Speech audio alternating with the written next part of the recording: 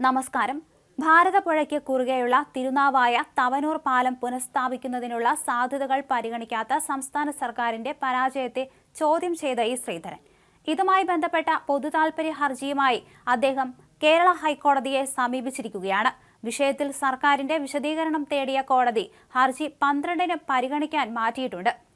ഭാരതപ്പുഴയുടെ തീരത്തുള്ള ക്ഷേത്രങ്ങളുടെ മതപരമായ പവിത്രതയെ ബാധിക്കാതെ കേരള സർക്കാർ പാലം നിർമ്മിക്കണമെന്നാവശ്യപ്പെട്ടാണ് താൻ പൊതുതാൽപര്യ ഹർജി നൽകിയതെന്ന് ഇ ശ്രീധരൻ പറഞ്ഞു. തന്റെ അലൈൻമെന്റ് രീതി നടപ്പിലാക്കിയാൽ അത് ചെലവ് കുറഞ്ഞതായിരിക്കുമെന്നും അദ്ദേഹം ചൂണ്ടിക്കാണിച്ചു. സംഭവത്തിൽ മുഖ്യമന്ത്രി പിണറായി വിജയനും പൊതുമരാമത്ത് മന്ത്രി PA മുഹമ്മദ് റിയാസിനും കത്തെഴുതിയെങ്കിലും പ്രതികരണമുണ്ടാകാത്തതിനെ തുടർന്നാണ് ഇ ശ്രീധരൻ ഹൈക്കോടതിയെ സമീപിക്കാൻ തീരുമാനിച്ചത്. Acting chief justice A Muhammad Mustaf, justice S Manu തുടങ്ങിയവരടങ്ങിയ ഡിവിഷൻ ബെഞ്ച് ഹർജി പരിഗണിച്ച് മറുപടി നൽകാൻ സർക്കാരിനോട് നിർദ്ദേശിക്കുകയും ചെയ്തു.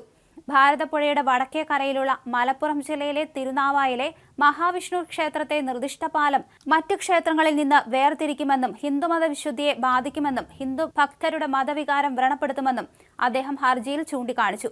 പാലത്തിന്റെ നിലവിലെ അലൈൻമെന്റ് കേളപ്പന്റെ സമാധിയിലേക്ക് കടന്നുകയറുമെന്നും അദ്ദേഹം പറയുന്നു.